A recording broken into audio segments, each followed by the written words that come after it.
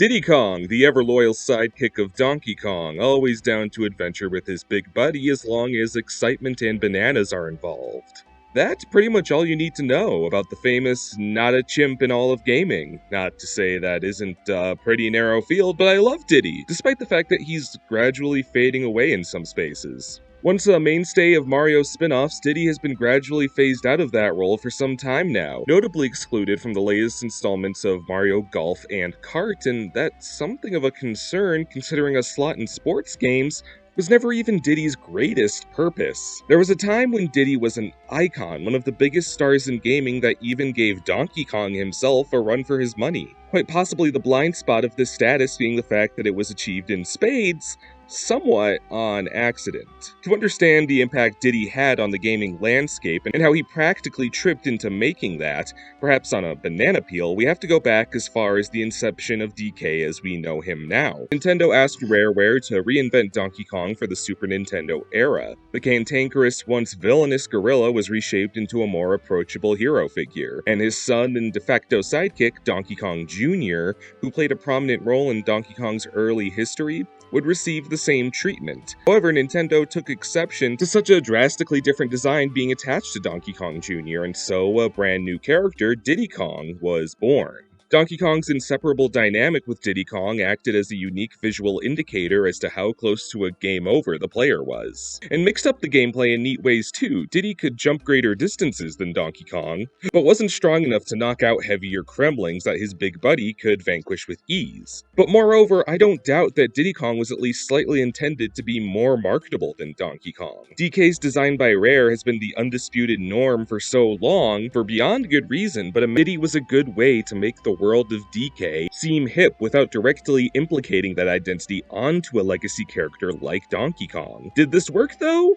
Well, considering Donkey Kong Country 2 would shift the paradigm and see Donkey Kong kidnapped and call upon Diddy to rescue him with his girlfriend Dixie, I imagine Diddy's popularity skyrocketed without a hitch. It's a pretty big risk to promote the once Player 2 character into the role of main protagonist, but it worked phenomenally well for Diddy. And to this day, Donkey Kong Country 2 is the most beloved game of the franchise. This is perhaps somewhat fitting, as Diddy Kong was intended to be a revamped Donkey Kong Jr., who himself actually eclipsed his old man in stardom, starring in his own self-titled arcade game, a couple spin-offs, and debuting in Mario Kart before any other DK incarnation did. Now, there's a good deal to be said as to who the modern DK is in relation to classic DK Jr., given we know the original Donkey Kong aged to become Cranky Kong. But that's neither here nor there. What's germane to that conversation is that both Donkey Kongs, for at least a small time, have been supplanted as the main character of their own game by their diminutive secondaries. Diddy seemed to carry the legwork started by DK Jr. even after shedding his perennial identity. And frankly, for Diddy, it goes far beyond Country 2. Flash forward to 1997 when Rare was working on a handful of winter season hits for the Nintendo 64, just in time to have Christmas money thrown at them. Two platformers starring Banjo and Conker, and a smaller-scale kart racing project featuring anthropomorphic animal characters called Wild Cartoon Kingdom and Adventure Racers at different points in production. Sadly, the most robust games, starring Banjo and Conker, as robust games tend to, wound up delayed, meaning the biggest Nintendo headliner for the holiday season would be a racing game, with no real pedigree or iconic characters to back itself up. Not even the inclusion of Banjo and Conker as guest characters in that racer would help, considering their games wouldn't be out in time to help them act as recognizable mascots. A major selling point was needed, perhaps a new main character who wouldn't be conspicuous in a lighthearted animal motif. The role of a marketable linchpin for the project fell to, you guessed it, Diddy Kong. And Rare's once humble new racing IP became Diddy Kong Racing. Could Diddy alone mitigate the damage by two delayed mascot platformers? Well, considering Diddy Kong Racing at its time of release in 1997 broke the Guinness World Record for fastest selling video game of all time, the proof is in the pudding. Diddy Kong Racing was exceptional not just for its success, but how it speaks to Diddy's staying power. A sidekick character taking center stage wasn't unheard of. Diddy himself had recently pulled it off in DK Country 2, and Luigi has done so multiple times before and after that. But the connecting factor between all of those instances is that despite the sidekick character being the star, the icon to whom they're distaff is always central to the plot and involved, usually needing to be saved from the game's villain.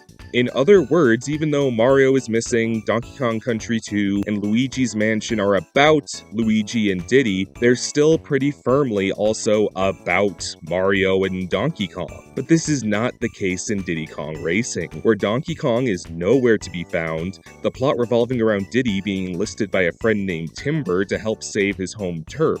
And it's here we learn Diddy has a background and private life nearly independent of the Kong family he's so central to.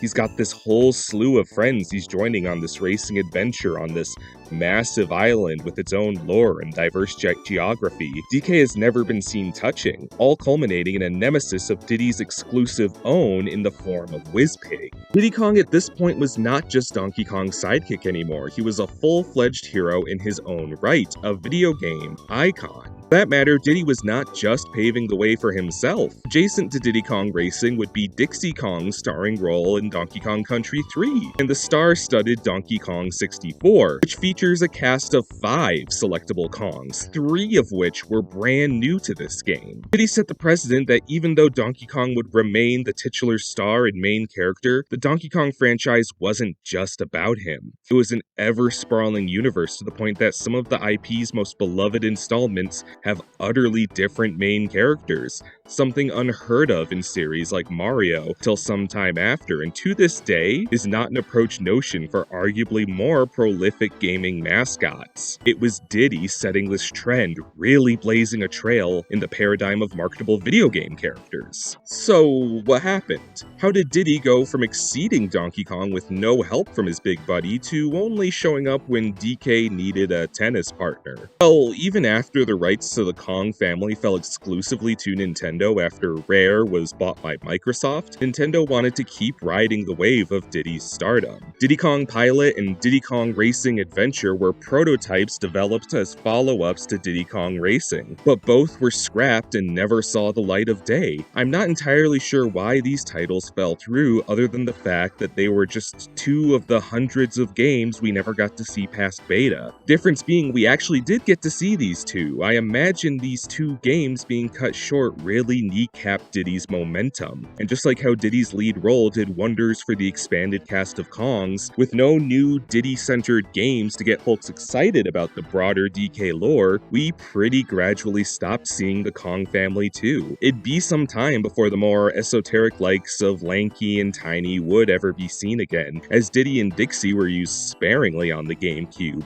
Even as Donkey Kong starred in a couple games, the emphasis on the wider Kong family seemed wiped. I imagine a universe where one of Diddy's racing games saw its fruition would undo that, but alas, that is not the timeline we're living in. And so Diddy would just join DK, golfing, partying, racing, and joining the sparing adventures our favorite primates would get here and there, until he was gradually seen as just a lightweight option for Kong fans in whatever Mario spin-off as opposed to a star in his own right. And here we reach the point of Diddy's gradual phase out. Diddy certainly isn't retired or anything as grim as that at the moment. He's still pretty recognizable thanks to his prominent appearances in Smash and the occasional merch to remind us he's still standing. His outing as one of many Kongs in Donkey Kong Country Tropical Freeze is certainly nothing to sneeze at, but bear in mind that between that game and now, Splatoon had its birth and is going to have its full trilogy, showing an undeniable shift in Nintendo's interest. I hate to sound bitter, but when the plates of your peers look so full compared to yours as a DK fan, I'd be remiss not to bring up what a long vacation Donkey Kong has been on outside of Mario spin-offs. To ever see Diddy achieve the stardom he once had, Donkey Kong probably has to do the same first. A premonition I imagine we will get before the Switch's lifetime is up, judging by the explosive popularity of Donkey Kong's occasional acknowledgements throughout this generation of games and crossovers, lest this chunk of the video wind up on a poorly aged things page somewhere. Bearing in mind that Diddy rocketed into stardom practically on accident before,